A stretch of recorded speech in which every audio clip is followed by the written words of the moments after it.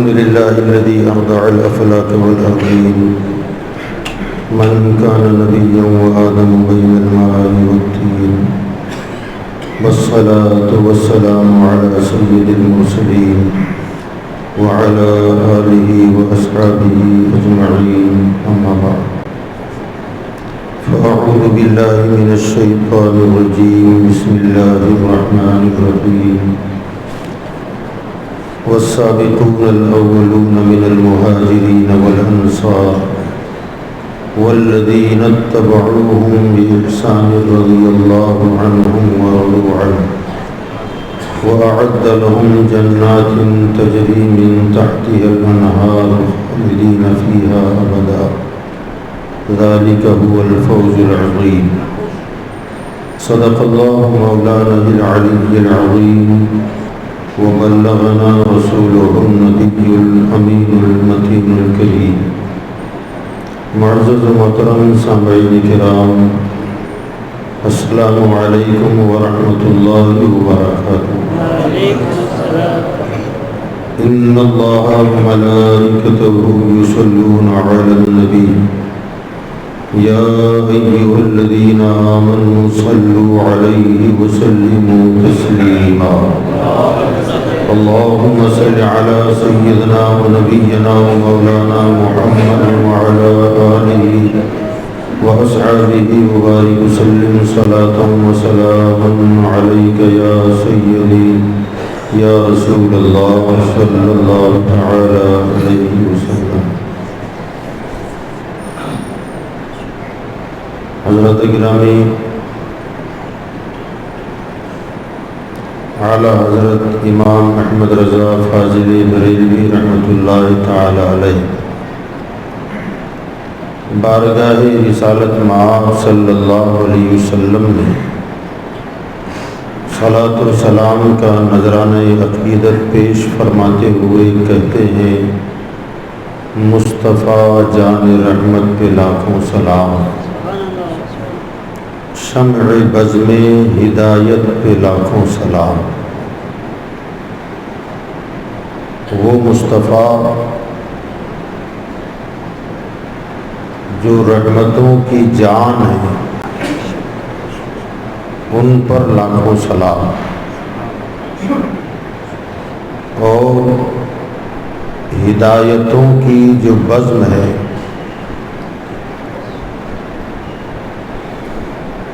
ہدایت کی بزم حضرت آدم علیہ السلام سے لے کر جناب عیسیٰ علیہ السلام تک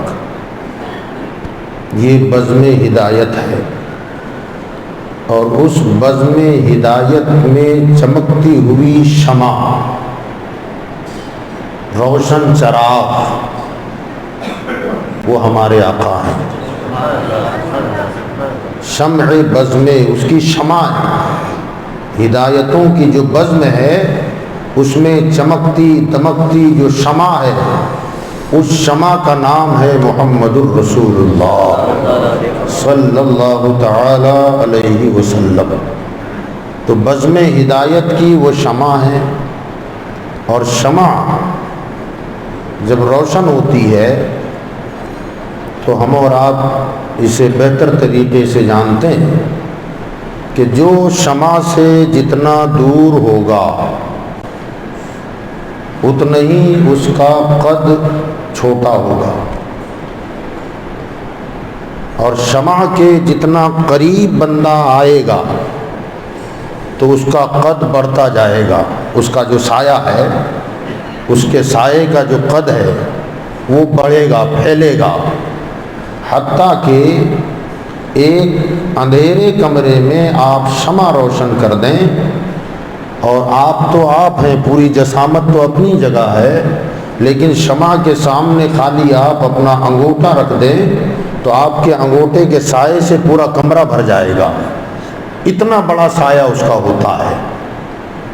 تو اعلیٰ حضرت نے حضور صلی اللہ علیہ وسلم کو فرمایا کہ آپ شمع بزم ہدایت ہیں.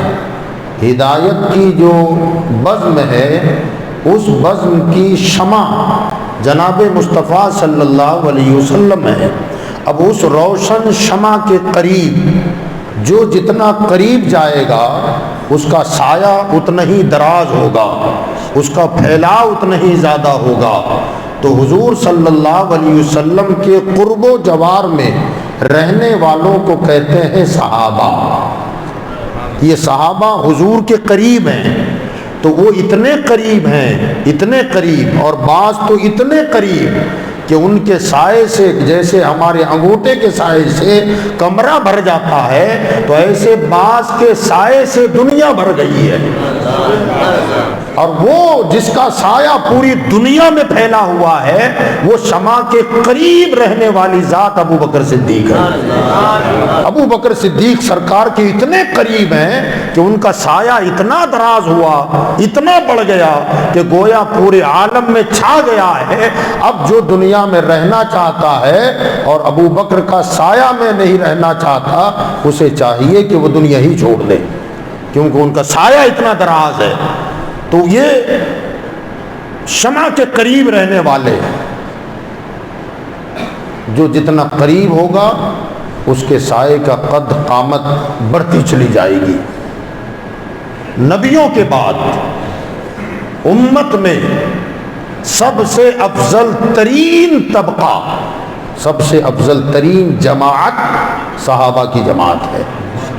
صحابہ کرام میں درجات ہیں، والسابقون الاولون من المہاجرین والانصار والذین اتبعوہم، فرمایا وہ جو پہل ایمان لائے، پھر ایمان لا کر انہوں نے ہجرت کی، پھر وہ جنہوں نے ہجرت کرنے والوں کی مدد کی، انصار، والذین اتبعوہم، پھر ان کے بعد جو ان کی اتباع کرنے والے، ان کی پیروی کرنے والے، ان تمام طبقوں کے حوالے سے اللہ ارشاد فرماتا ہے رضی اللہ عنہم ورضوا عنہ، اللہ ان سے راضی ہے اور وہ اللہ سے راضی ہے۔ رضی اللہ عنہم ورضوا عنہ، اللہ ان سے راضی ہو گیا اور وہ اللہ سے راضی ہیں۔ اور آگے اللہ فرماتا ہے وَأَعَدَّ لَهُمْ، اللہ نے ان سے وعدہ کر لیا، اس جماعت سے وعدہ کر لیا جو سابقون الاولون ہیں، پھر ہجرت کرنے والے، پھر ہجرت کرنے والوں کی مدد کرنے والے، اور پھر جنہوں نے مدد بھی نہیں کی، ہجرت بھی نہیں کی، مگر ان کے نقش قدم پر جو چلے بعد میں، فرمایا ان سارے لوگوں سے اعد لہم، اس کا وعدہ ہے۔ کائے کا کیا وعدہ کیا؟ اعد لہم جنات تجری من تحتها الانہار، اللہ نے ان سے جنت کا وعدہ کر لیا ہے جس میں نہریں رواں دواں ہیں، جس میں نہریں بہ رہی ہیں۔ اعد لہم جنات تجری من تحتها الانہار، فرمایا ان کے لیے اس جنت کا وعدہ ہے اللہ کا جس میں نہریں رواں دواں ہیں۔ آگے ارشاد فرمایا خالدین فیہا ابدا، وہ اس میں ہمیشہ ہمیش کے لیے داخل کر دیے جائیں گے۔ اللہ نے ان سے جنت کا وعدہ کر لیا ہے۔ ذالک هو الفوز العظیم، اللہ فرماتا اور یہ بہت بڑی کامیابی ہے، بڑی کامیابی۔ دوسرے مقام پر اللہ تعالیٰ نے انہی صحابہ کرام کے لیے فرمایا وَكُلًّا وَعَدَ اللَّهُ الْحُسْنَى، یہاں حسنہ سے مراد تمام مفسرین اس بات پر متفق ہیں وَكُلًّا وَعَدَ اللَّهُ، اور ان تمام سے اللہ کا وعدہ ہے۔ کیا وعدہ؟ حسنہ۔ فرمایا حسنہ کیا ہے؟ تو فرمایا جنت۔ تمام صحابہ سے، اب اس میں الگ الگ نہیں کیا گیا، فرمایا جتنے صحابہ ہیں ان تمام صحابہ کے لیے اللہ تعالیٰ نے جنت کا وعدہ کر لیا ہے۔ اور میرے آقا صلی اللہ علیہ وسلم نے انہی صحابہ کے بارے میں فرمایا کہ تمام صحابہ، فرمایا کلہم عدول، تمام صحابہ عادل ہیں، منصف ہیں، متقی اور پرہیزگار ہیں۔ اب یہ صحابی کسے کہتے ہیں؟ تو صحابی اس شخصیت کو کہتے ہیں جس نے حالت ایمان میں سرکار دو عالم صلی اللہ علیہ وسلم کی زیارت کی ہو یا صحبت پائی ہو، چاہے وہ سیکنڈوں میں ہو، اگر سیکنڈوں میں بھی صحبت ملی ہے وہ صحابی. اب بعد میں اگر خدا نہ خواستہ وہ بندہ مرتد ہو گیا، جیسے مانعین زکوٰۃ، بعض لوگوں نے زکوٰۃ کا انکار کر دیا تھا، پھر بعد میں حضرت ابو بکر صدیق کی کوششوں سے وہ اسلام میں داخل ہوئے، مسلمہ کذاب پر بعض لوگ ایمان لائے، پھر بعد میں صحابہ اکرام کی کوششوں سے، تبلیغ سے یا جہاد کے ذریعے دوبارہ اسلام میں پلٹ آئے. ان کے بارے میں علماء کا اختلاف. بعض نے کہا اب وہ مقام صحابیت کھو چکے، لیکن اکثر علماء یہ کہتے ہیں کہ نہ، وہ کچھ وقت کے لیے معاملہ ایسا ہوا، لیکن جب ایمان کی حالت میں تھے تب تو زیارت کر لی تھی، دیدار کر لیا تھا، بعد میں گڑبڑ ہوئی، لیکن پھر بعد میں لوٹ کے اسلام میں آئے، تو اکثر علماء انہیں بھی صحابہ میں شمار کرتے ہیں. اکثر علماء کرام نے انہیں بھی صحابی مانا، مگر بعض نے کہا کہ نہ، اب وہ صحابیت کے مرتبے سے نیچے آ گئے، انہیں صحابی نہیں کہا جا سکتا. بہرحال وہ مسلمان جس نے حالت ایمان میں ہمارے آقا صلی اللہ علیہ وسلم کا دیدار کیا اور حالت اسلام اور ایمان میں اسے موت آئے تو وہ صحابی ہوتا ہے. اب صحابہ کے جو مقامات ہیں، جنت کا وعدہ سب سے ہے، مغفرت کا وعدہ اللہ نے سب سے کر لیا. جیسے علماء کرام فرماتے ہیں کہ انبیاء کرام معصوم عن الخطا، گناہ کا سوال ہی پیدا نہیں ہوتا. اسی طرح صحابہ کرام معصوم تو نہیں ہیں مگر محفوظ عن الخطا ہے. اللہ ان کی حفاظت فرماتا ہے، اللہ ان سے غلطی سرزد ہونے نہیں دیتا، اللہ انہیں محفوظ فرما دیتا ہے. انبیاء معصوم ہیں اور صحابہ محفوظ ہیں.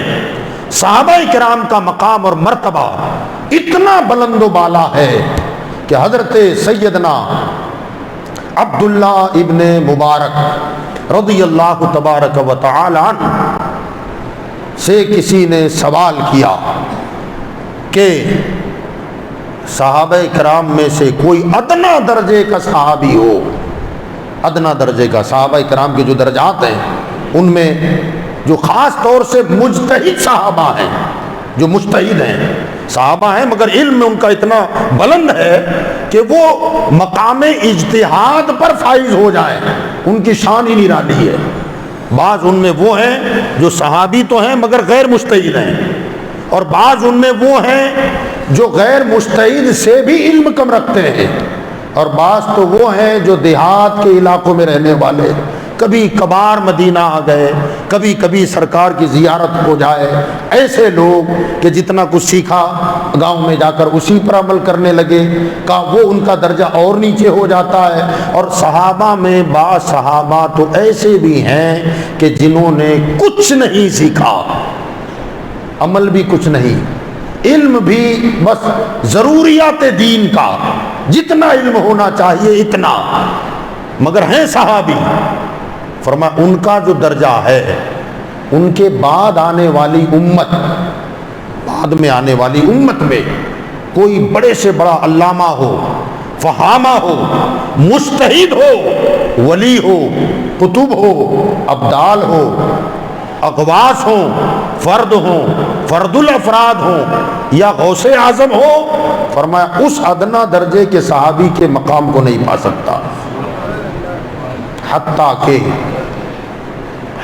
کہ ایک روایت میں آیا کہ ہمارے آپ کے آقا صلی اللہ علیہ وسلم ایک سفر میں تھے. سفر کے دوران ایک مقام پر سرکار دو عالم صلی اللہ علیہ وسلم نے پڑاؤ کیا، خیمے لگے، رکے. ادھر سے ایک اعرابی دیہات کا رہنے والا اونٹ پر بیٹھ کر سواری کرتا ہوا ادھر سے گزر رہا تھا.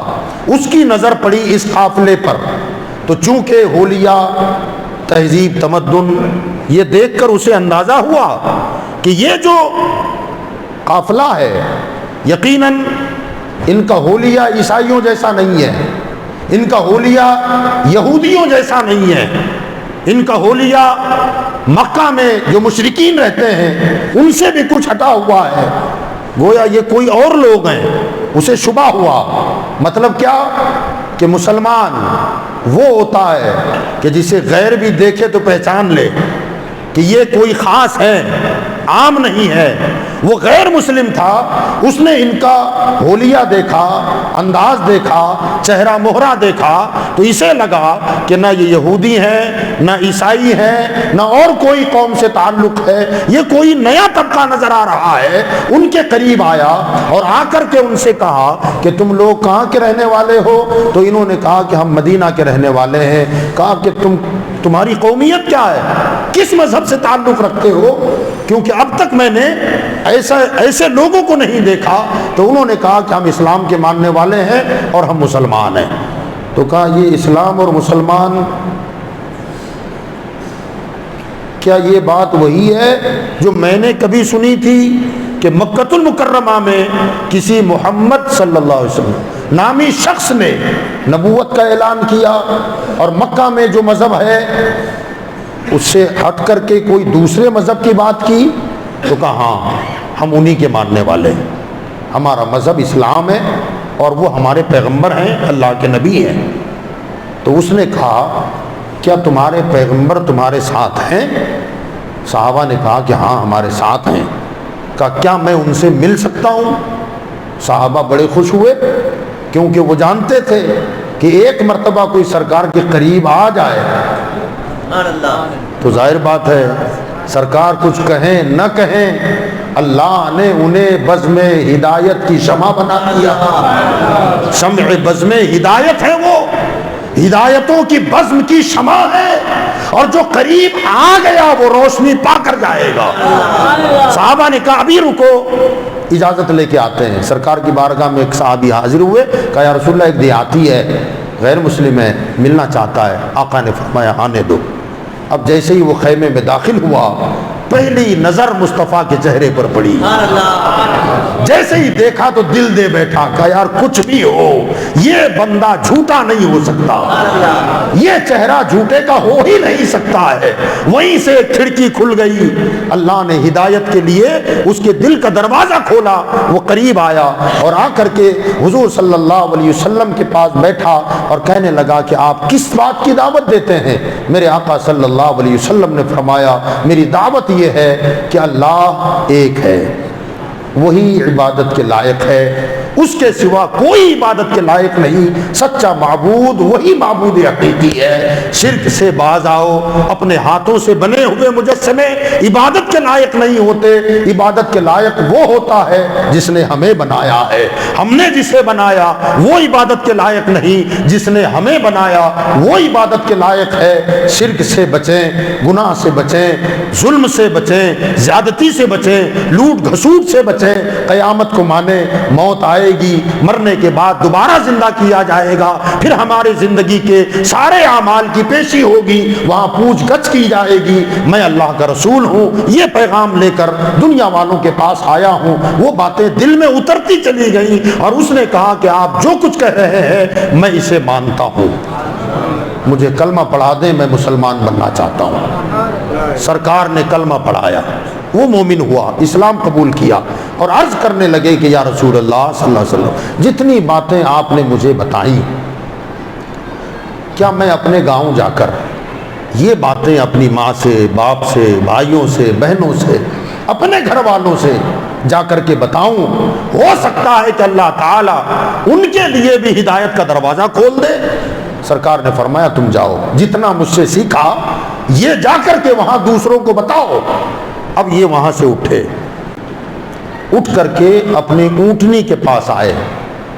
سواری کے جانوروں میں اونٹ ایک ایسی سواری ہے کہ وہ جب کھڑا ہو تو سوار اس پر سواری نہیں کر سکتا، بیٹھ نہیں سکتا اچھل کے، جیسے گھوڑے خچر پر بیٹھتے ہیں، اسے پہلے بٹھانا پڑتا ہے، پھر سوار اس پر سوار ہوگا، پھر اس کے بعد اسے اٹھا کر سفر کیا جائے گا۔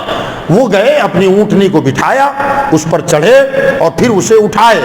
جب اٹھنے لگی تو عموماً اونٹ جب بیٹھ کے اٹھتا ہے تو ہچکولے لیتا ہے، جھٹکے لیتا ہے، اوپر بیٹھنے والے کو ذرا سنبھل کے بیٹھنا پڑتا ہے۔ اتفاق کی بات کہ جب اونٹنی پر وہ بندے بیٹھے اور اونٹ جب اٹھنے لگا تو وہ ہچکولے لینے لگا، اور ہچکولے لیتے لیتے جب بالکل کھڑے ہونے کے قریب آیا تو ایک ایسا جھٹکا لگا کہ ان کا بیلنس آؤٹ ہو گیا اور وہ لڑک کر زمین کی طرف آئے اور ایسا گرے کہ بالکل سر کے بل گرے، اور اس گرنے کی وجہ سے ان کی گردن کی ہڈی ٹوٹی۔ اب جیسے ہی گردن کی ہڈی ٹوٹی جگہ پر انتقال ہو گیا۔ اب جیسے ہی انتقال ہوا اس کی خبر عام ہوئی، صحابہ نے حضور کو بھی اطلاع دی، سرکار باہر تشریف لائے میت کے پاس اور ارشاد فرمایا کیا خوش نصیب بندہ ہے۔ فرمایا عمل کچھ نہیں کیا، عمل کچھ نہیں کیا، سیدھے جنت میں چلا گیا۔ ایک بھی نماز نہیں، ایک بھی روزہ نہیں، حج زکوٰۃ کا تو سوال ہی پیدا نہیں ہوتا، کوئی نیکی نہیں ہے، بس ابھی سرکار کو دیکھا، کلمہ پڑھا، نکلا۔ پوری دنیا کے علماء کا اس بات پر اتفاق ہے کہ وہ لوگ جو بعد میں ہوئے ان کے عبادتوں ریاضتوں کے انبار ہوں، علم کے پہاڑ ہوں۔ فرمایا کہ اس صحابی جو ابھی کلمہ پڑھ کے نکلے اور موت واقع ہو گئی، فرمایا بات کا کوئی بڑے سے بڑا ولی، قطب، غوث، ابدال ان کے رتبے کے برابر نہیں ہو سکتا۔ حالانکہ امت میں وہ بھی ہیں جنہوں نے 40 سال عشاء کے وضو سے فجر پڑھی ہے، امت میں وہ بھی ہیں جنہوں نے 15 سال ایک پیر پہ کھڑے ہو کر ہر رات پورا قرآن پڑھا کرتے تھے، وہ بھی ہیں۔ امت میں وہ بھی ہیں جنہوں نے 30 سال تک ایسا روزہ رکھا کہ نہ گھر والوں کو پتا نہ باہر والوں کو پتا، صرف روزہ رکھنے والا جانے اور جس کے لیے روزہ رکھا ہے وہ خدا جانے۔ امت میں وہ شخص جس نے 30 سال ایسے روزے رکھے وہ ذات ہے امام اعظم ابو حنیفہ کی۔ کیسا روزہ رکھتے تھے، سبحان اللہ۔ گھر سے جب صبح نکلتے تھے تو گھر والوں سے کہتے تھے ٹفن باندھ دو، کھانا باندھ دو، کھانا بندوا دیتے، گھر والے سمجھتے مدرسہ جا کے کھائیں گے، وہاں جاتے اور جا کر کے بچوں سے کہتے تم کھا لو، بچے سمجھتے گھر جا کے کھائیں گے، گھر والے سمجھتے مدرسے میں کھاتے ہوں گے اور مدرسے والے سمجھتے گھر میں کھاتے ہوں گے، مگر امام اعظم کا روزہ ہوتا تھا۔ ایسا روزہ 30 سال رکھا، اور علم کیسا، کوئی جواب نہیں ہے علم کا۔ امام اعظم ابو حنیفہ کے علم کا کوئی جواب نہیں۔ اتنے بڑے بڑے عابد و زاہد لوگ اس امت میں ہوئے، فرما اتنے عبادت گزار بھی اس صحابی کے گرد قدم کو نہیں پا سکتے، گرد قدم کو نہیں پا سکتے۔ سوال یہ ہے کہ 40 سالہ عبادت، وہ بھی نفلی، روزے، تلاوت، وہاں تو ایک بھی سجدہ نہیں، ایک بھی روزہ نہیں، ایک بھی تلاوت نہیں۔ ایک بھی تلاوت تو کیا کوئی ایک سپارہ نہ پڑھا ہو، ایک مکمل سورت نہ پڑھی ہو، پھر بھی درجہ ان کا اتنا بڑا کہ ان کے گرد قدم کو نہ پہنچے۔ آخر ان کے پلے جو نیکی ہے جس نے ساری دنیا سے بلند کر دیا، وہ نیکی کیا ہے، وہ کیا نیکی ہے، وہ کون سی عبادت ہے جس نے انہیں بعد کے تمام لوگوں سے افضل و اعلیٰ کر دیا؟ تو فرمایا بات یہ ہے کہ دوسروں کے دامن میں تلاوت ہوگی، سجدے ہوں گے، رکوع ہوگا، حج ہوگا، تلاوت ہوگی، مگر وہ ان کے دامن میں جو عبادت ہے وہ عبادت ایسی عبادت ہے کہ لمحے بھر کی صحیح مگر ساری عبادتوں پر غالب ہے، اور وہ عبادت ہے دیدار مصطفیٰ۔ جمال مصطفیٰ کا دیدار کرنا یہ ایسی نیکی ہے ایمان کی حالت میں کہ جو باقی تمام عبادتوں سے افضل و اعلیٰ ہے۔ جو لمحوں میں زیارت کرے، بتانا یہ چاہتا ہوں، جو لمحوں میں زیارت کرے اس کا درجہ اتنا بلند جنہوں نے سالوں سال زیارت کی ہو، جنہوں نے سالوں سال زیارت کی ہو ان کا مقام کیسا ہوگا، اور سالوں سال خالی زیارت ہی نہ کی، دربار رسول میں وہ خدمت کا شرف ملا، وہ خدمت کا شرف ملا۔ کون سی خدمت؟ اللہ اکبر، جبریل قرآن لے کے آئے، قرآن نازل ہوا قلب مصطفیٰ پر، اور ادھر زبان رسول سے ادا ہوا، اور کہا لکھو لکھو لکھو، ادھر رب ادھر مصطفیٰ، تیسرے نمبر پر جو بندہ ہے اسے امیر معاویہ کہتے ہیں۔ توجہ، امیر معاویہ کون ہے؟ کاتبان وحی میں ہے، اور کاتبان وحی کی تعداد کل صحابہ میں صرف 13 ہے۔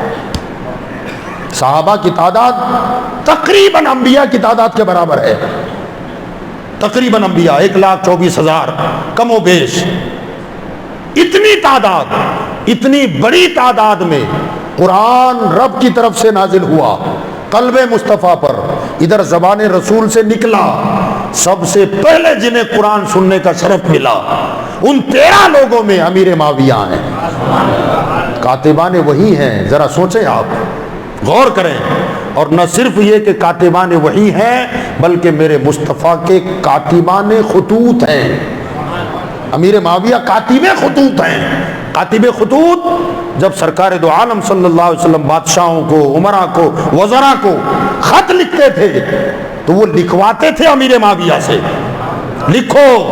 اور یاد رکھیں، ایک بادشاہ دوسرے بادشاہ کو جب خط لکھے تو آپ جانتے ہیں بالکل پرائیویٹ بات ہے، وہ راز کی بات، اسرار کی بات، اور ایک خط جو میں لکھوں، ظاہر بات ہے میں یہ چاہتا ہوں کہ میرا خط میں جس کو بھیج رہا ہوں، ظاہر بات ہے اہم باتیں ہیں، ذمہ داری کی باتیں ہیں، بہت اہم باتیں ہوتی تھیں، اور وہ خط میرے مصطفیٰ حضرت امیر معاویہ سے لکھواتے تھے۔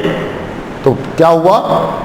پرائیویٹ سیکرٹری جس کو آپ کہیں، حضور کے رازدار، جو خبر وہاں جانے والی ہے بیچ میں کسی کو اطلاع نہ ہو، مگر وہ اطلاع بھی امیر معاویہ کو ہوتی تھی۔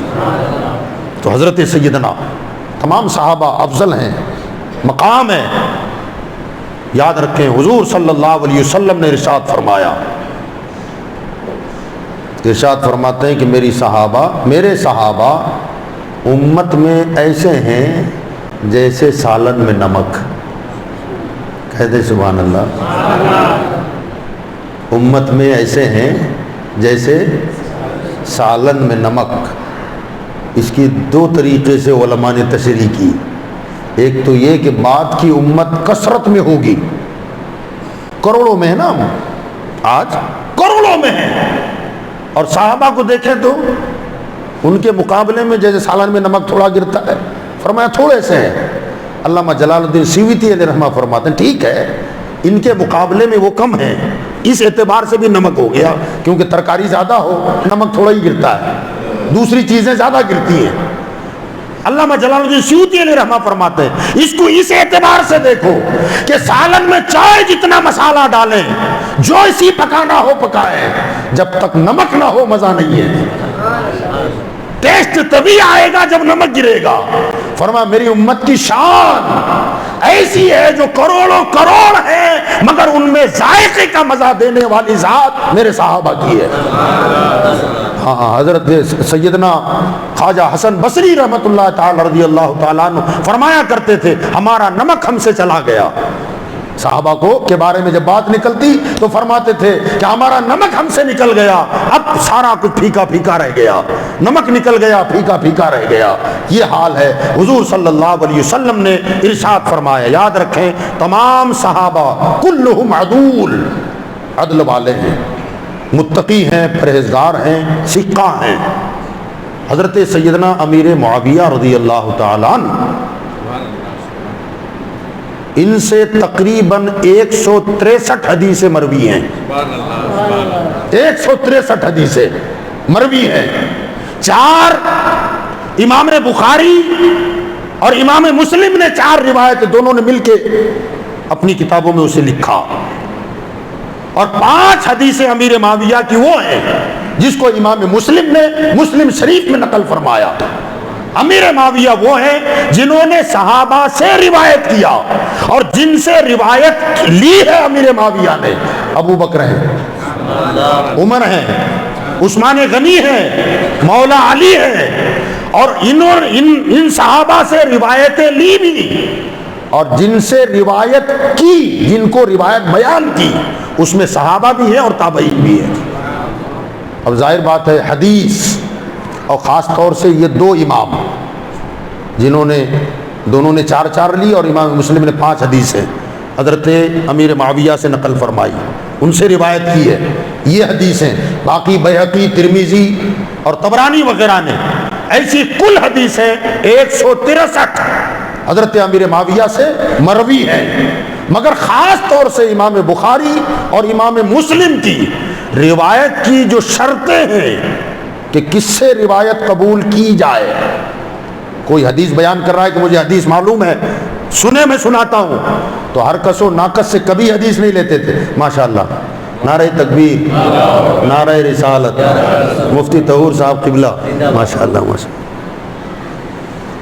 ذرا درود شریف پڑھ لیں، صلی اللہ علیہ نبی علیہ صلی اللہ علیہ وسلم، صلاۃ و سلام علیک یا سیدی یا رسول اللہ صلی اللہ تعالی علیہ وسلم۔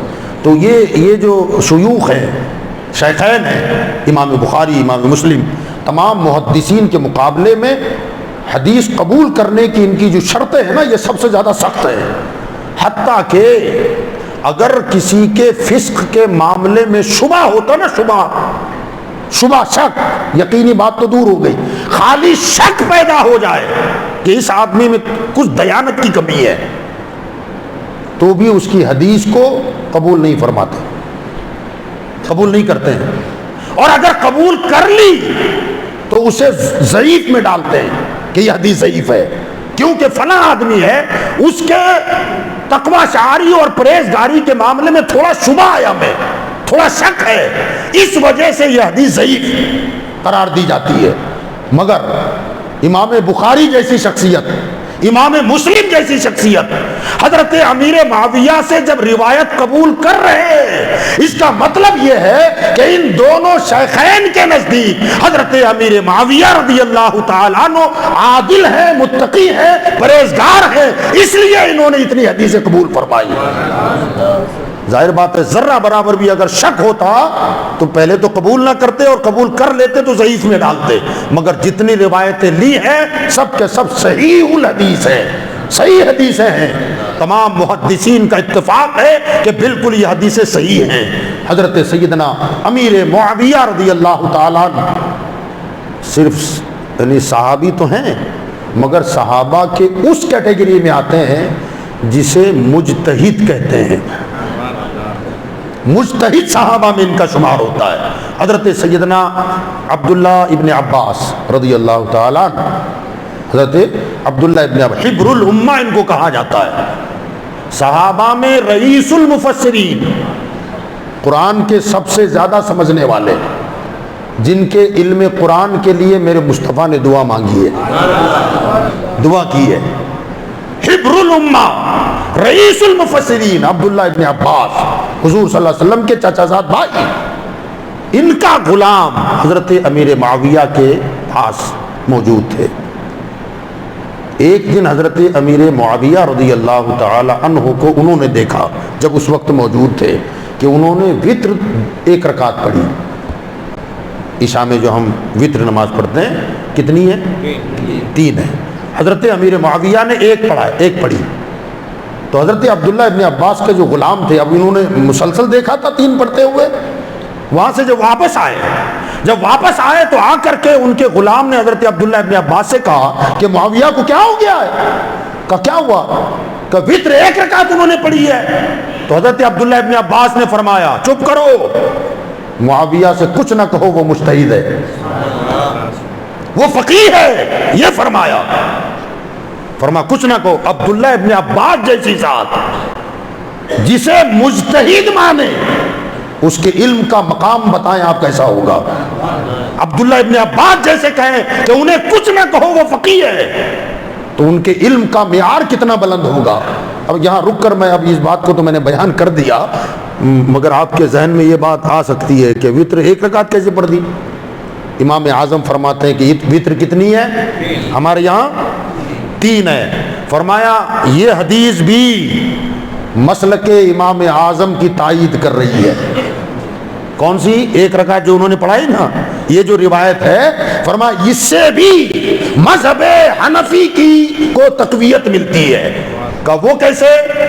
کہ اس حدیث میں عبداللہ ابن عباس کے غلام کا تعجب 3 رکعت کی تائید کرتا ہے. اس روایت کی قوت یہی ہے, 3 رکعت. 3 رکعت وتر ہے, اس میں قوت کس چیز سے ملتی ہے؟ اس عبداللہ ابن عباس کے غلام کا تعجب ہمارے مذہب کو تقویت پہنچاتا ہے. کیوں؟ کہ انہوں نے تعجب کیوں کیا؟ انہوں نے 1 پڑھی تو تعجب کیوں کیا؟ اس کا مطلب یہ تھا کہ انہوں نے اکثروں کو صحابہ کو دیکھا تھا کہ وتر 3 ہی ہوتی ہے اور یہ 1 کیسے پڑھ رہے ہیں. اس کا مطلب یہ ہوا کہ جمہور صحابہ کے نزدیک وہی ہے جو امام اعظم نے قبول کیا ہے.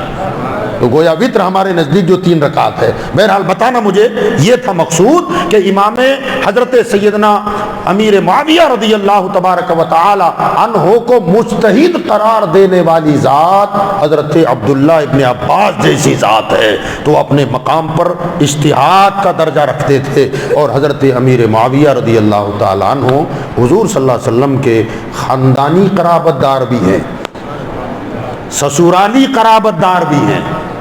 سبحان اللہ. خاندانی قرابت دار والد کی طرف سے, ابو سفیان کی طرف سے 4تھے نمبر کے دادا امیر معاویہ کے, اور ہمارے آقا کے 4تھے نمبر کے دادا ایک ہے. امیر معاویہ کے 4تھے نمبر کے دادا اور ہمارے سرکار کے 4تھے نمبر کے دادا عبد مناف, دونوں کا سدرہ وہاں جا کے ایک ہو جاتا ہے. 4 واسطے خالی. حضور صلی اللہ علیہ وسلم کے 4تھے نمبر کے دادا اور حضرت امیر معاویہ کی والدہ محترمہ کے 5ویں نمبر کے دادا ایک ہے. یہ خاندانی رشتہ ماں کی طرف سے بھی حضور کے خاندان میں جاتا ہے, باپ کی طرف سے بھی حضور کے خاندان میں جاتا ہے. اور حضور صلی اللہ علیہ وسلم کے اہل کے لیے, قرابت داروں کے لیے قرآن نے جو فرمایا یہ بات تو اٹل ہے, لا اسألکم علیہ اجرا الا المودۃ فی القربى, میرے قرابت داروں سے محبت کرو, قرابت داروں سے محبت کرو. یہ خاندانی قرابت حضرت امیر معاویہ کو حاصل ہے. 4تھے نمبر پر ایک ہی سلسلے میں مل جاتا ہے, سلسلہ نسب عبد مناف پر, ماں کی طرف سے 5واں اور والد کی طرف سے 4تھے نمبر پر جا کر یہ سلسلہ نسب جو ہے ایک ہو جاتا ہے. اور قرابت دار یاد رکھیے گا, قرابت دار حضور صلی اللہ علیہ وسلم کے جو ہیں, لا اسألکم علیہ اجرا الا المودۃ فی القربى, میں تم سے معاوضہ اور اجرت نہیں مانگتا, بس یہ کہ میرے قرابت داروں سے محبت کرنا. حضور نے تقاضا کیا ہے, ڈیمانڈ کیا امت سے کہ میرے قرابت داروں سے محبت کرنا. اب قرابت دار حضور صلی اللہ تعالی علیہ وآلہ وسلم کے جو قرابت دار ہیں, فرمایا کہ حضور کا قرب حاصل کرنے والے اور قرابت دار, ان میں اگر کوئی کافر ہو, مشرک ہو, تو وہ اس میں شمار نہیں ہوگا.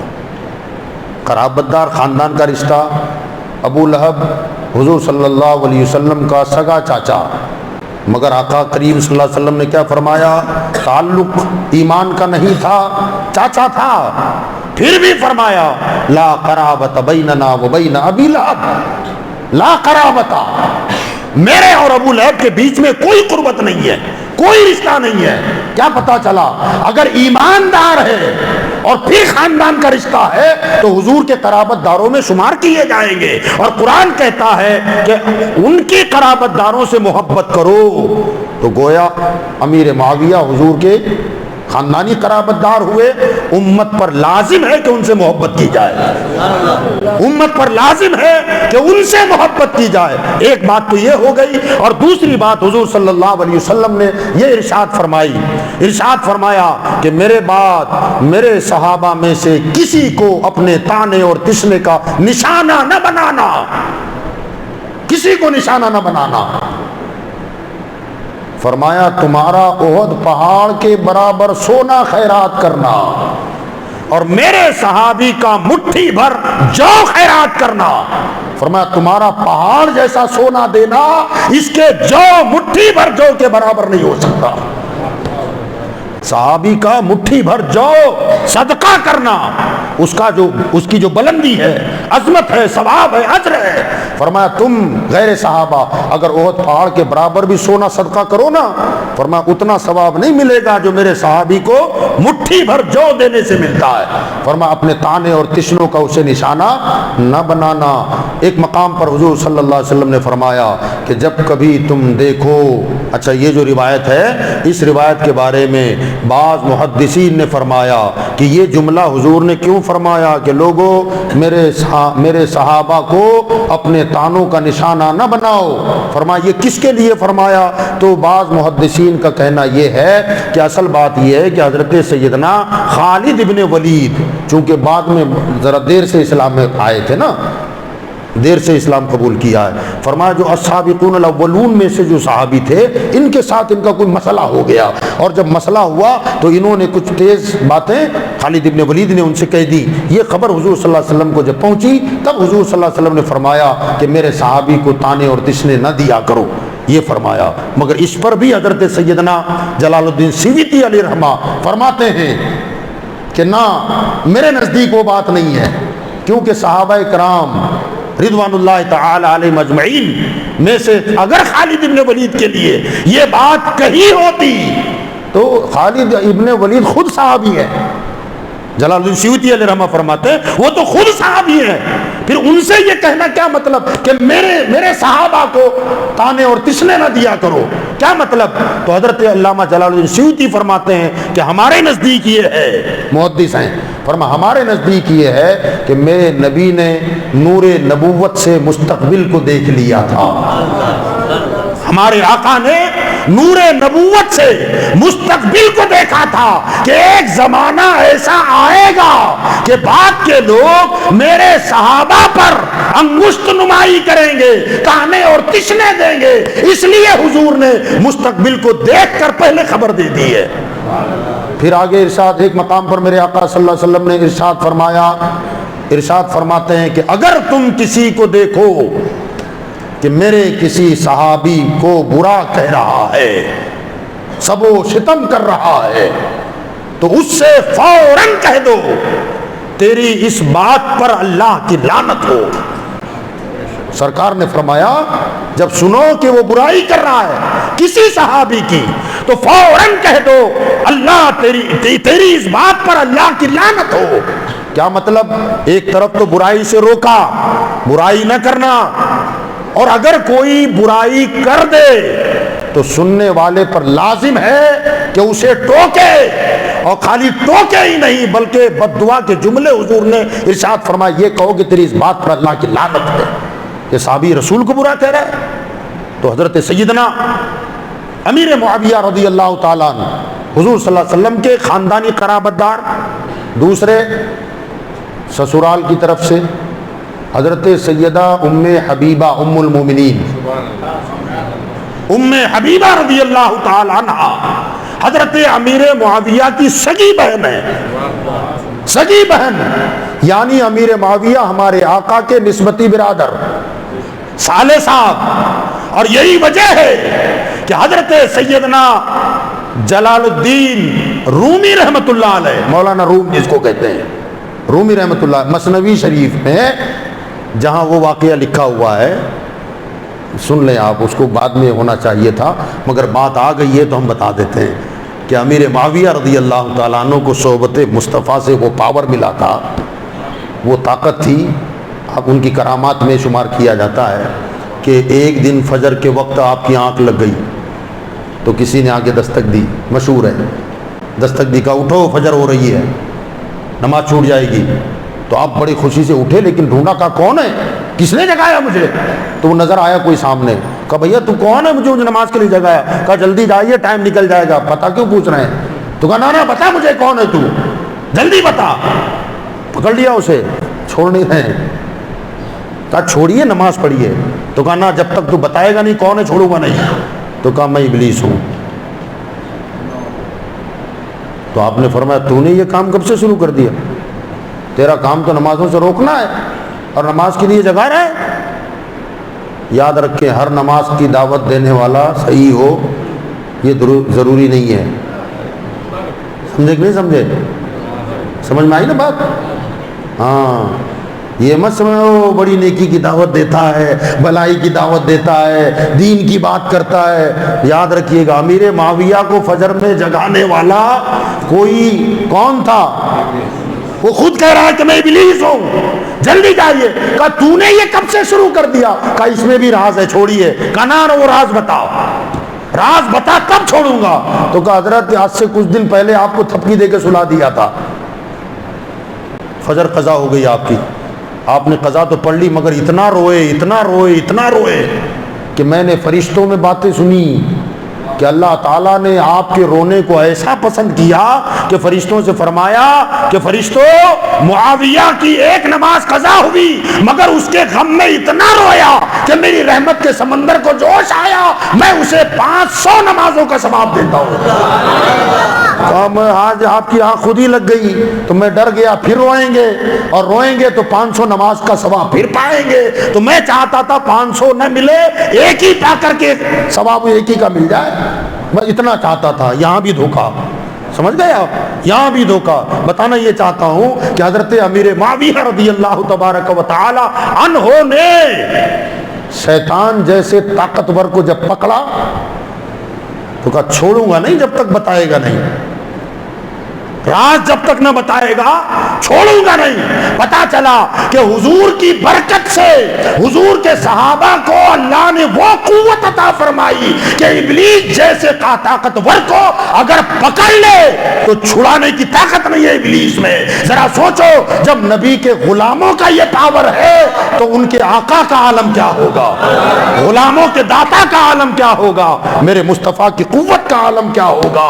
اسی لیے تو امام احمد رضا فاضل بریلوی رحمۃ اللہ علیہ فرماتے ہیں کہ جن کو بارے دو عالم کی پرواہ نہیں، جن کو بارے دو عالم کی پرواہ نہیں، ایسے بازو کی قوت پہ لاکھوں سلام. جن کے حضرت ابو ہریرہ کا بھی واقعہ ہے، پکڑا تو چھوڑا ہی نہیں، مشہور ہے. بہرحال یہ جو واقعہ مولانا روم رحمۃ اللہ علیہ نے مثنوی میں جہاں لکھا ہے نا، تو وہاں پر جب حضرت امیر معاویہ کا یہ حکایت نقل فرماتے ہیں حدیث والی، تو وہاں فرماتے ہیں خالے مومنہ. کیا مطلب؟ مومنوں کے ماموں. یہ بات مجھے عرض کرنی تھی. کہتے ہیں یار سبحان اللہ، کہتے ہیں فرماتے ہیں مومنوں کے ماموں کے ساتھ یہ واقعہ ہوا. کہ مومنوں کے ماموں کیوں؟ وجہ یہ ہے کہ حضرت ام حبیبہ تمام ایمان والوں کی ماں ہے اور ماں کا بھائی بیٹا ماموں ہوتا ہے. فرمایا وہ ہمارے ماموں ہیں، وہ ہمارے خالے مومنہ امیر معاویہ ہم سب کے ماموں جان ہیں. اور اگر اس کو ہم جو کہ اردو میں ماموں کہتے ہیں، اردو میں ماموں کہتے ہیں، اگر اس کو ہم اردو کے اعتبار سے بھی غور کریں تو لطف آ جائے. کہتے ہیں سبحان اللہ. ماں صرف ماں ہے، ماں صرف ماں ہے، مگر ماں کا بھائی اردو والا بولی جی ہاں، الف مت لگاؤ نا یار، واو لگا دو نا جی، الف نہ لگائیں واو لگا دیں. ماں بولیے، پھر بولیے بلند آواز سے، اور بولیے اونچی. ماں صرف ماں ہے مگر ماں کا بھائی ماں کا منہ ہے. نہیں سمجھے؟ ماں کا جو بھائی ہے وہ ماں کا منہ ہے. اور انسان کی باڈی میں سب سے زیادہ عزت والا یہی حصہ ہے، عزت والا یہی حصہ ہے. اب جو ماں کے منہ کی برائی کرے، ہم اپنے ماں کے بھائی کی برائی برداشت نہیں کرتے، تو سرکار کی جو زوجہ محترمہ ہے اور کل امت کی ماں ہے، ان کی شان میں کوئی زبان درازی کرے، یاد رکھیں اپنی آخرت برباد نہ کریں، اپنی آخرت برباد نہ کریں۔ ومن ابغضهم فببغضی ابغضهم، آقا فرماتے ہیں جو میرے صحابی سے بغض رکھے گا گویا اس نے مجھ سے بغض رکھا ہے۔ ومن احبهم فبحبی، جو میرے صحابہ کی سے محبت کرے گا گویا اس نے مجھ سے محبت کی ہے۔ صحابہ کی محبت حضور کی محبت ہے، اور صحابہ سے بغض گویا حضور سے بغض ہے۔ اپنی آخرت برباد نہ کرے۔ یاد رکھیں آج کا ماحول کچھ ایسا ہو گیا ہے کہ معاذ اللہ رب العالمین، ایک تو وجہ امیر معاویہ رضی اللہ تعالی عنہ کو برا بھلا کہنے کی وجہ یہ ہے کہ یزید کے ابا ہیں۔ بھئی یزید کے ابا ہیں تو اس میں امیر معاویہ کا کیا قصور ہے؟ جو مجرم ہے اسے سزا ملے گی، مل رہی ہے، مردود ہے، جہنمی ہے، لعنتی ہے۔ مگر یاد رکھیے گا امیر معاویہ رضی اللہ تعالی عنہ صحابی رسول ہیں، ان کی عزت ہمارے ایمان کا حصہ ہے، ان کی محبت ہمارے ایمان کا حصہ ہے۔ ذرہ برابر بھی ان کی عدم اور تعظیم میں ہمارے اندر فرق نہ آنا چاہیے۔ اگر فرق آ گیا ہماری آخرت برباد ہو جائے گی، ہماری آخرت تباہ ہو جائے گی۔ یاد رکھیں حضرت سیدہ ام حبیبہ رضی اللہ تعالی عنہا سے ملنے کے لیے امیر معاویہ حجرے میں پہنچے۔ حجرے میں گئے تو حضرت ام حبیبہ رضی اللہ تعالی عنہا نے اپنے بھائی کا سر اپنی گود میں رکھا اور بال میں ہاتھ پھیر رہی ہیں اور بار بار پیشانی چوم رہی ہیں۔ ہم سب کی ماں امیر معاویہ رضی اللہ تعالیٰ عنہ کی پیشانی کو بوسہ دے رہی ہیں اور بال میں انگلیاں ڈال رہی ہیں۔ اتنے میں حضور آ گئے اور دیکھ رہے ہیں، دیکھتے رہے۔ اچانک ہماری ماں نے دیکھا، سرکار امیر معاویہ نے بھی دیکھا تو اٹھ کے بیٹھ گئے، کھڑے ہو گئے۔ سرکار نے فرمایا ام حبیبہ معاویہ سے بہت محبت کرتی ہو؟ تو آپ نے کہا یا رسول اللہ کیوں نہ کروں، میرا بھائی جو ہے، میرا بھائی ہے، کیوں نہ کروں؟ اس پر میرے آقا نے فرمایا ام حبیبہ معاویہ سے خالی تو ہی نہیں اللہ اور رسول بھی محبت کرتے ہیں۔ سوچیں آپ یہاں امیر معاویہ کی شان میں اگر کسی کی بات سن کر، تاریخی باتیں سن کر، یاد رکھیں چاہے جیسی معتبر تاریخ ہو، اگر حدیث اور قول رسول کے مقابلے میں آئے ہم مورخ کو غلط کہہ سکتے ہیں، مورخ کو غلط کہا جا سکتا ہے، قول رسول کو غلط نہیں کہا جا سکتا، قول رسول غلط نہیں ہو سکتا۔ ہم تاریخ کو جھوٹا کہہ سکتے ہیں، قول مصطفیٰ کو غلط نہیں کہا جا سکتا۔ حتیٰ کہ اگر کوئی روایت ایسی آئی ہو جس میں حضرت امیر معاویہ کی شان گھٹتی ہو، ہم راوی کو جھوٹا کہہ سکتے ہیں، راوی کو جھوٹا کہہ سکتے ہیں کہ ممکن ہے کسی راوی نے غلط بیانی کر دی ہو، مگر امیر معاویہ کی شان میں ہم کوئی نقص اور کوئی عیب بیان نہ کر سکتے ہیں، نہ سن سکتے ہیں۔ یہ ہماری محبت کا تقاضا ہے۔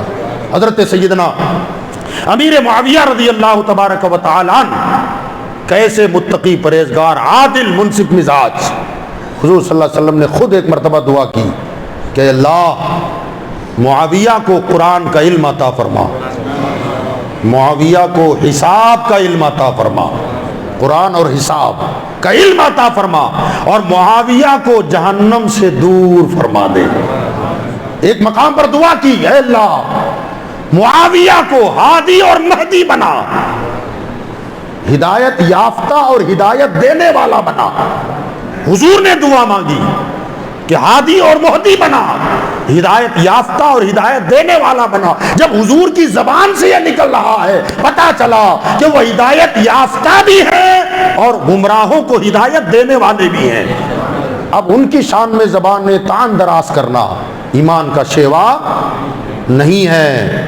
یاد رکھیے گا حضرت امیر معاویہ رضی اللہ تعالیٰ عنہ ملک شام کے حاکم کیسے بنے؟ حضرت ابو بکر صدیق کے زمانے میں آپ کے بھائی زید ابن ابی سفیان وہاں کے گورنر مقرر ہوئے، اور اتفاق سے اپنے بھائی کے ساتھ امیر معاویہ بھی وہاں پہنچے۔ وہاں جانے کے بعد زید ابن ابی سفیان کا کچھ عرصے کے بعد انتقال ہو گیا، تو انتقال سے پہلے انہوں نے اپنے مقام پر حضرت امیر معاویہ کو مقرر کر دیا۔ کہ میرے بعد یہاں کے معاملات تم سنبھالنا. انہوں نے سنبھالا. وہ خبر مدینہ آئی, وہ خبر مدینہ, ابو بکر صدیق نے ان کو خلیفہ وہاں کا حاکم بنایا, اور ان کا انتقال ہوا حضرت سیدنا عمر فاروق اعظم کے زمانے میں.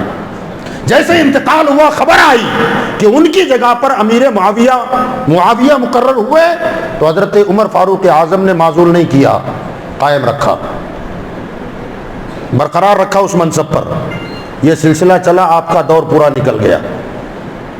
اور حضرت عمر فاروق اعظم وہ ہیں کہ اپنے عمرا, گورنر یا کسی عہدیدار میں ذرا سی لغزش دیکھتے فوراً معزول کر دیتے. وہاں رعایت نہیں ہوتی تھی, فوراً معزول, غلطی کی معافی نہیں, تھوڑی بھی غلطی لغزش ہو گئی فرمایا تم اس عہدے کے قابل نہیں ہو, چلو اتر جاؤ, کسی اور کو مقرر فرماتے. حضرت عمر کا پورا زمانہ ملک شام کے حاکم رہے. کیا مطلب؟ حضرت عمر رضی اللہ تعالی عنہ نے امیر معاویہ میں کوئی بھی لغزش نہیں دیکھی. اگر لغزش دیکھتے تو معزول فرما دیتے. ان کے بعد عثمان غنی کا زمانہ, تب بھی وہاں قائم رہے. ان کے بعد مولا علی کا زمانہ آیا, ادھر خلیفہ حضرت مولا علی بنے مگر حاکم وہی رہے. پھر بیچ میں کچھ معاملات بھی ہوئے, ان معاملات کو لے کر بھی لوگ زبان درازیاں کرتے ہیں. جنگ صفین ہو گئی, لڑے, خون خرابہ ہوا, صحابہ قتل ہوئے. یاد رکھیں یہ صحابہ کی شکر رنجیاں ہیں, اس میں نفس کا کوئی دخل نہیں, نفس کا کوئی دخل نہیں. یہی وجہ ہے, میں چند باتیں بتا دوں, وقت ہو گیا ہے. حضرت جنگ صفین میں ایک صاحب نے حضرت مولا علی سے پوچھا, مولا علی سے کہا کہ حضور یہ جنگ ہو رہی ہے, قتل ہمارے بھی ہو رہے ہیں, معاویہ کے بھی ہو رہے ہیں, کہ ان کا کیا؟ تو حضرت مولا علی نے فرمایا کہ ہمارے مقتول بھی اور معاویہ کے مقتول بھی جنت میں. اب وہ تو جنت کا سرٹیفکیٹ مولا علی دے, یعنی ان کی طرف سے جو لڑنے آئے امیر معاویہ کی جانب سے, فرماتے ہیں ہمارے مقتولین بھی اور معاویہ کے مقتولین دونوں جنتی ہیں. امیر معاویہ رضی اللہ تعالیٰ عنہ کے سامنے ایک مرتبہ حضرت علی کا ذکر ہوا, تو حضرت امیر معاویہ کہتے ہیں وہ رحمتوں کا سمندر ہے, اس پر رحمتوں کی ساون بھادو برستی ہے. فرمایا وہ علم کا پہاڑ ہے. تو جس نے سنا اس نے کہا بھی جنگ کیوں کی, اتنی تعریف کر رہے ہو تو جنگ کیوں کی؟ تو آپ نے فرمایا نہ, جنگ سے میرے نفس کا لینا میرا, ان کی ذات سے کوئی مسئلہ نہیں ہے, وہ معاملہ صرف ملکی معاملات تھے, اس وجہ سے وہ معاملہ ہوا, ورنہ علی بہت عظیم ہے. کسی نے پوچھا امیر معاویہ سے آپ افضل ہیں یا مولا علی افضل ہیں, آپ افضل ہیں یا مولا علی افضل ہیں؟ تو امیر معاویہ نے فرمایا کہ حضرت مولا علی کے آل ابو سفیان مولا علی کے قدم کی برابری نہیں کر سکتے. یہ محبت ہے. جنگ صفین میں حضرت عقیل ابن ابی طالب, حضرت علی کے سگے بھائی, انہیں پیسے کی ضرورت پڑی. پیسے کی ضرورت پڑی تو یہ حضرت علی کے پاس آئے, کہا مجھے پیسے کی ضرورت ہے, کچھ دیں. تو حضرت مولا علی نے فرمایا کہ نہ ابھی نہیں ہے میرے پاس. تو حضرت عقیل کہتے ہیں آپ اجازت دیں تو امیر معاویہ سے مانگوں. غور کر رہے ہیں آپ, کتنے بے نفسی کا عالم ہے, وہاں نفسانیت نہیں تھی. اگر یہ معاملہ ہوتا تو حضرت علی کو جلال میں آنا چاہیے, میرے دشمن سے پیسہ لے گا, مگر حضرت علی نے فرمایا کہ ہاں ابھی تو میرے پاس نہیں ہے, جا سکتے ہو تو معاویہ سے لے لو. یہ وہاں گئے اور جا کر کے امیر معاویہ رضی اللہ تعالیٰ عنہ کے پاس پہنچے, سلام کیا. حضرت امیر معاویہ نے اپنے خیمے میں وہ عزت دی, ایسا شاندار استقبال کیا, اور استقبال کر کے کہا کہ شہزادے کیسے آنا ہوا ہے؟ تو کہا پیسے کی ضرورت تھی. اسی وقت امیر معاویہ نے 1,00,000 درہم نذرانہ عطا فرمایا. فرمایا قرض نہیں ہے, یہ نذرانہ ہے میرا, آپ قبول فرمائے. حضرت مولا علی کے بعد 6 یا 7 مہینہ 6 مہینہ حضرت امام حسن مجتبیٰ رضی اللہ تعالیٰ عنہ نے خلافت سنبھالی. اس کے بعد آپ نے خلافت سے دستبرداری اختیار کر لی. سب جانتے ہیں. سوال یہ ہے خلافت سے دستبرداری کر کے ان کے حوالے کر دینا اور پھر ان کے ہاتھ پر بیعت کر لینا, ذرا سوچے آپ، ادھر ان کا اپنا بھائی، کربلا میں ہاتھ نہیں دوں گا گردن دے دوں گا، کیونکہ یزید اس قابل نہیں تھا، گردن کٹوا دی، قبیلے کو لٹوا دیا، مگر اس کے ہاتھ پر بیعت نہ کی۔ اور ادھر امیر معاویہ کی ہاتھ پر بیعت بھی ہو رہی ہے، خلافت سے دستبرداری ہو رہی ہے۔ یاد رکھیں اگر امام حسن مجتبیٰ کی نظر میں فسق و فجور والی شخصیت امیر معاویہ ہوتی تو جان دے دیتے، مگر بیعت نہیں کرتے، جان دے دیتے۔ اور حضرت امام حسن مجتبیٰ نے جب خلافت سے دستبرداری اختیار کی، انہیں سونپ دی، بیعت کر لی۔ وہ زمانہ وہ ہے کہ امام حسین عاقل بالغ تھے، امام حسین عاقل بالغ تھے، مگر بھائی نے خلافت حوالے کر دی۔ امام حسین نے ذرہ برابر اعتراض نہیں کیا، بلکہ بھائی کے ساتھ انہوں نے بھی بیعت کر لی۔ پتا چلا حسن و حسین دونوں جانتے تھے کہ امیر معاویہ عادل ہے، متقی ہے، لائق تعظیم ہے۔ جب ہمارے اماموں نے تسلیم کر لیا تو ہم کون ہوتے ہیں زمانہ درازی کرنے والے؟ ہم کون ہوتے ہیں طعن و تشریح کرنے والے؟ حضرت امام حسن کو خلافت سونپ دینے کے بعد سالانہ وظیفہ مقرر کیا امیر معاویہ نے 1,00,000 دینار، سالانہ وظیفہ۔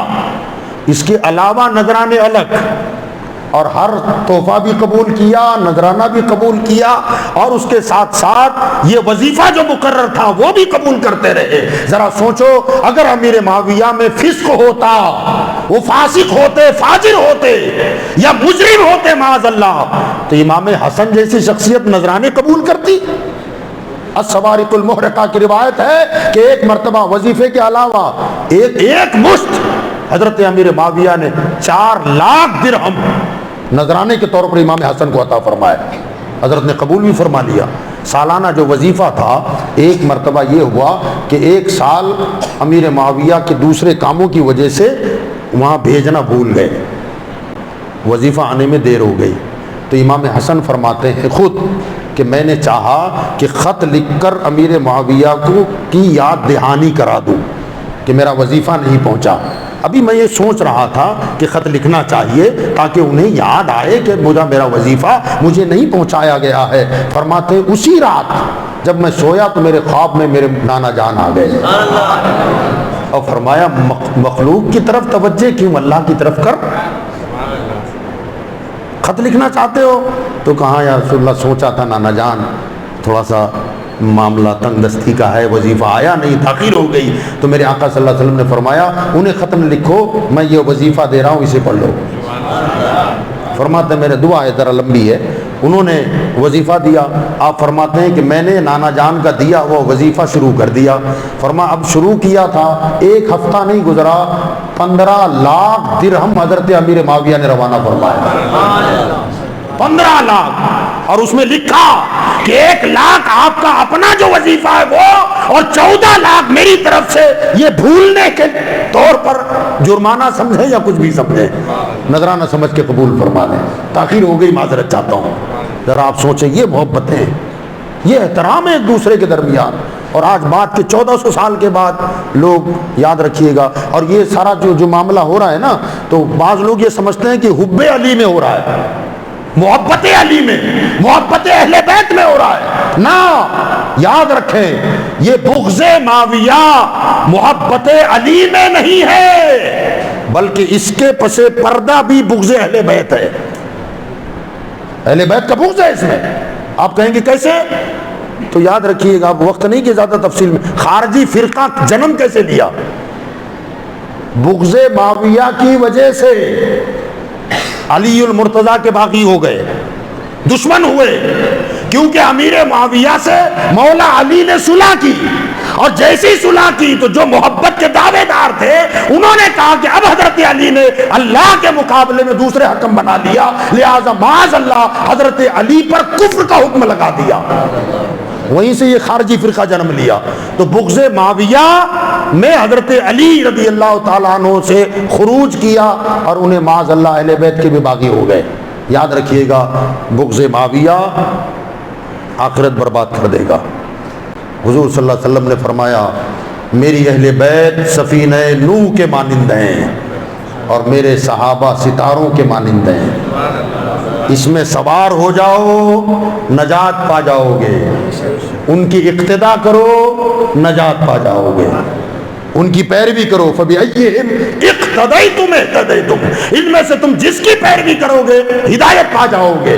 گویا کشتی نوح اہل بیت ہیں اور تارے مصطفیٰ کے صحابہ ہیں، اور وہ تمام کے تمام صحابہ ہیں۔ کشتی میں بیٹھو اور منزل مقصود تک پہنچنے کے لیے ستارے پر نظر رکھو، وہ ستارہ تمہیں منزل مقصود پر پہنچا دے گا۔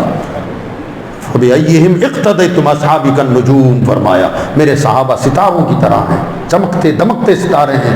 آقا صلی اللہ علیہ وسلم نے ایک مقام پر فرمایا، ایک دن تاروں بھری رات تھی، حضور صلی اللہ علیہ وسلم نے آسمان کی طرف نظر اٹھائی، صحابہ فرماتے ہیں اس وقت حضور آسمان کی طرف دیکھتے تھے جب وحی اترنے والی ہوتی، تو ہمیں لگا کہ شاید وحی کا نزول ہوگا، مگر سرکار نے اوپر دیکھا پھر نیچے دیکھا اور پھر ارشاد فرمایا کہ میں اپنے صحابہ کے لیے امن کا تارا ہوں، اپنے صحابہ کے لیے امن کا تارا ہوں، میرے بعد میری امت کے لیے میرے صحابہ امن کے تارے ہوں گے، میرے صحابہ امن کے تارے، یہ بشارت میرے آقا صلی اللہ علیہ وسلم نے عطا فرمائی۔ لہٰذا میرے بھائیوں، بزرگوں اور دوستوں، صحابہ کرام اور اہل بیت، ہم کو دونوں کی تعظیم اور عزت کرنی ہے۔ اللہ تعالیٰ اہل بیت کی بھی سچی عقیدت محبت عطا فرمائے اور تمام صحابہ کی سچی عقیدت محبت عطا فرمائے۔ ہم اہل سنت ہیں، ہم نہ خارجی ہیں نہ رافضی ہیں، ہم اہل سنت سے بھی محبت کرتے ہیں، ہم صحابہ سے بھی محبت کرتے ہیں۔ خارجی اہل بیت کو چھوڑ کے بھاگے